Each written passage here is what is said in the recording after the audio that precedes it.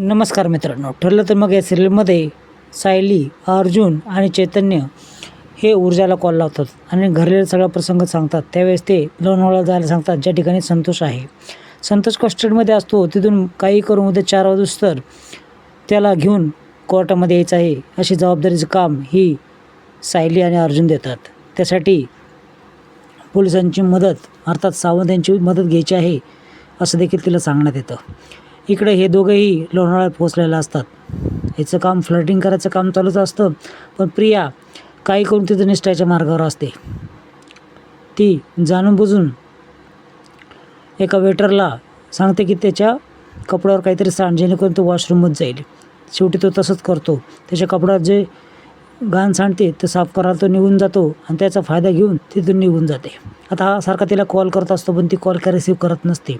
आता ही 1 तासात कुठं गेली असेल हे पुढच्या एपिसोडमध्ये नक्की कळेल. पण ज्यावेळेस ती येते त्यावेळेस नवऱ्याने मला मारलं, नवरा आपला पाठलाग करत होता असं ती सांगते. आणि हा विचार करतो की ती खोटं बोलत आहे. ती अश्विनसारखं चांगल्या नवऱ्याला नाव ठेवत आहे असं तो मनातल्या मनात विचार करतो. तशी तो तिथून बाहेर निघतो आणि सायलीला येऊन कॉल करून सांगतो की ती 1 तास गायब होती. 1 तास गायब होती नक्कीच, म्हणजे ती संतोषकडे गेली असेल असं सायली अंदाज लावते. ठीक आहे, खूप उशीर केला सांगायला असंही बोलते. आता ऊर्जाचे सगळे प्रकरण फेल होत असतात.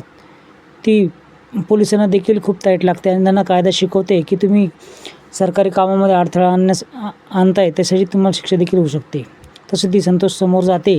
संतोषला समजून सांगते, पण संतोष बोलतो की काही केलं तर मी काहीच बोलणार नाही, जे सांगायचं ते अर्जुन सरांना सांगाल. आता ही ऊर्जा खूपच चिडते. आता तो पनवेलला यायला नकार देखील देतो. ही सर्व घटना ऊर्जा अर्जुन आणि सायली सांगते. तसं अर्जुन स्पेशल परमिशन घ्यायला जातो की जेणेकरून तो लोणावळा जाऊ शकेल. पण जज साहेब त्यांना आणि हे सरकारी वकील प्रभू त्यांना परमिशन देत नाहीत. आता हातबल होऊन ते दोघेही घरी येतात आणि प्रतापराव विचारतात देखील, चक्क तुझी परमिशन नाकारली.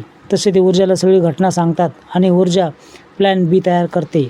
ती त्या संतोषकडे जाते आणि जे करायचं ते सर्व करते.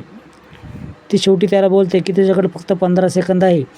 तुला आमची साथ द्यायची का त्या प्रियाची साथ द्यायची हे तूच ठरव. कारण आमची साथ दिली, माफीत साक्षीदार बनला तर तू सुटू शकतो, तू तुझ्या फॅमिलीसह चांगल्या पद्धतीने राहू शकतो असं ऊर्जाने समजून सांगितल्यानंतर तो थोडा रडकुंड येतो आणि तो बोलतो ठीक आहे, मी येऊन सांगेल, पण मी कोर्टात येणार नाही. तर खूप रिक्वेस्ट केल्यानंतर तो देखील तयार होतो. आता हिने 1 तासामध्ये काय केलं असतं प्रियाने हे आपल्याला अजून तरी माहीत नाही, पण असं तर वाटतं आहे. तुमचा अंदाज काय आहे हे तुम्ही कमेंट करा. पण मला असं वाटतं आहे की प्रियाने नक्कीच याला धमकावलं असेल की तुझी फॅमिली संकटात येईल, तुझ्या फॅमिलीला मारून टाकलं, अशा काही घटना हे सांगितल्या असेल. इकडे कोर्टामध्ये सर्वजण वाट बघत असतात.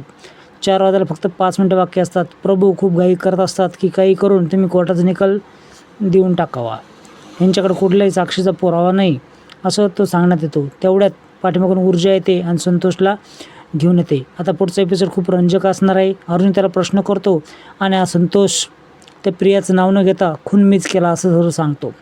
आता हा असं का बोलला याच्यावर सर्वजण प्रश्न करत असतात. कोर्टाबाहेर प्रिया देखील फुशारकी मारत असते आणि सायली तर तिला चांगलीच झापून काढते. माझी एक मैत्रीण तुझी एवढी हाल केली तर माझ्या अजून 12 मैत्रिणी तुझ्या किती हाल करतील हे तूच बघ. आता या 12 मैत्रिणी कोण असेल नक्की बघू.